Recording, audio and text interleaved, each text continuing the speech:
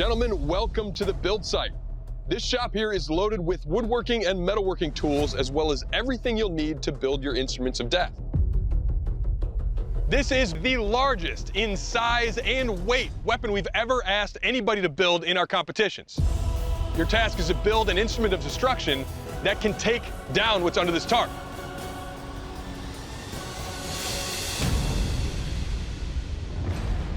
A castle door. Yeah. Your job in the next 6 hours is to build a battering ram. All right.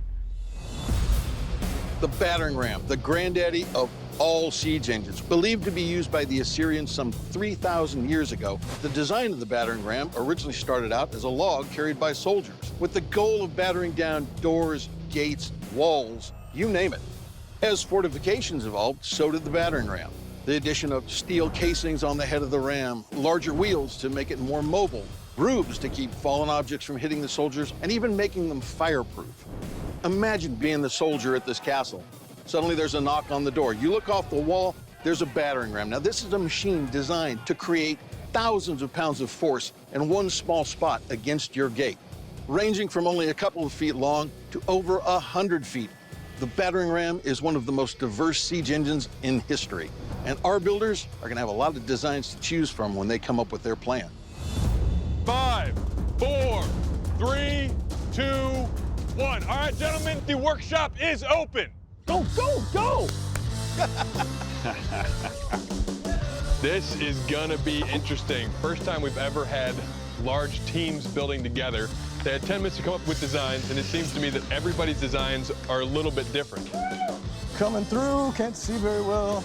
Now, I don't know how often or how much these guys have worked together, but if Jay and I were actually to work together in the same shop, well, more than anything, we'd probably bump into each other. Mostly straight. The flying monkeys are working on the base of the structure. Is that one good?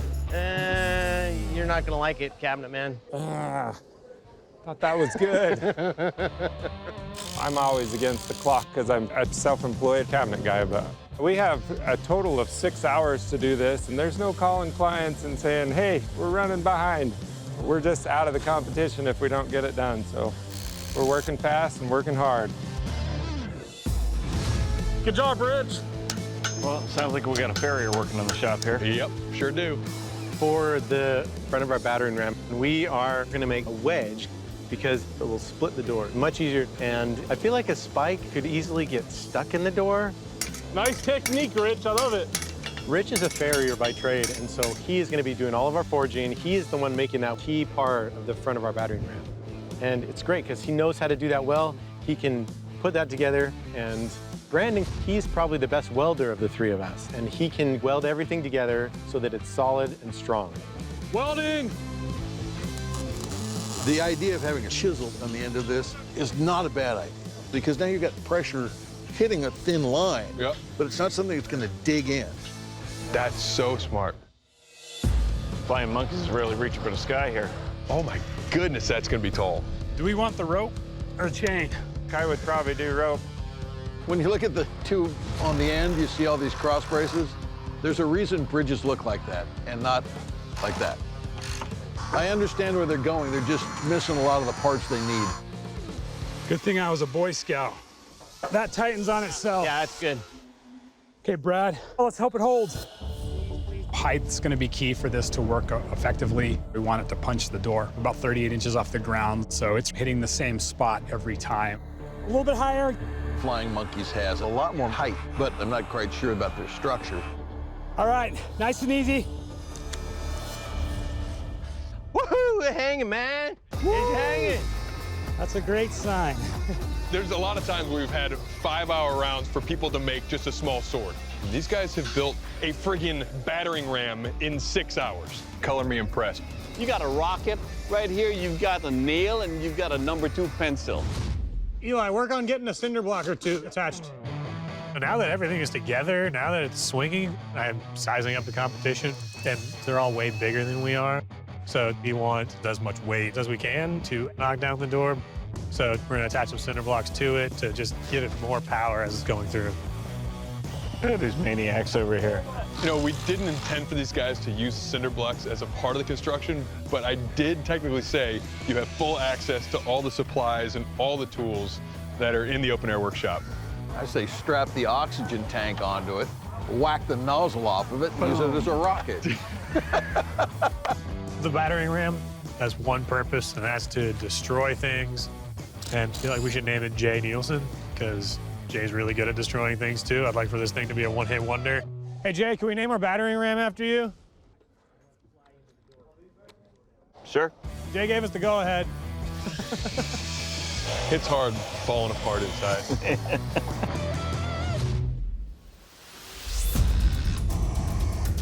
5, 4, 3, 2, 1. Building teams, put down your tools. This round is over. Right. Excellent work. Oh, yeah. Woo. Oh, that was great. You guys ready to get to it? Yeah. Sawdust and Sparks, you guys are up first. Take your position. We're feeling really good. We have a solid structure. We've got a good design. We're going right through this door. But my biggest concern in the testing is just whether we can do it faster than the other teams. This is going to be fun.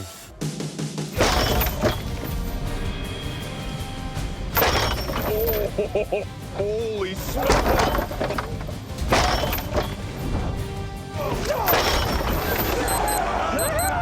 All right. You guys have breached the castle. Very well done. All right. We got the city. The Mighties, you guys are up next. How you feeling? All right, come on up. A little nervous just about the spike on the head of our battering ram. It's obviously got a different profile than the last guys, and theirs worked really well. I'm hoping that we just don't pierce a hole in the door and get stuck and have to finagle, jiggle it out. Oh, no.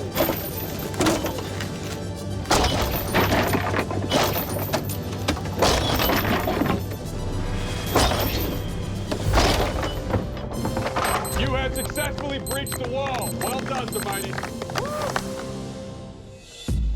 Flying Monkeys, you guys are up next. How you feeling? Great. All right, gentlemen, mount up. Flying Monkeys are the last team to go. And having just witnessed the other two teams go through the door in 13 seconds, it's making us nervous, if I'm telling the truth.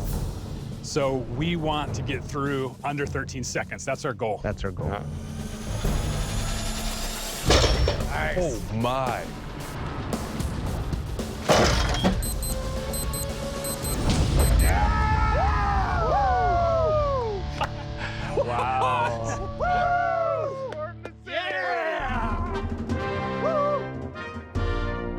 Good job, guys. I hope that castle had breachers insurance. Building teams, gentlemen, congratulations to all of you. We have 3 separate designs of battering rams and 3 successful breaches of the castle wall. You crushed it. Now, Sawdust and Sparks, they're Mighties. It was so close. But we only have room in the next round's competition for 1 more team. The judges did make a final decision. And the team leaving this competition is the Mighties. Unfortunately, your batting ram just didn't cut it, and Doug's gonna tell you why. Thermites, the decision to forge your tip into a spike instead of a wedge-shaped tip caused you to get stuck and lose time. And that's the reason why you're not moving forward. Now, guys, it was a hard decision, and it's definitely a tough break. You should be proud of yourselves, but unfortunately, your time in this competition has ended. So, guys, before you head down the hill, I'd like to ask you to come forward and shake our hands. Oh, I'm extremely proud of what we were able to do in 6 hours. That was impressive. I was a little bit disappointed. The Jay Nielsen didn't perform. Next time, let's name it after Doug.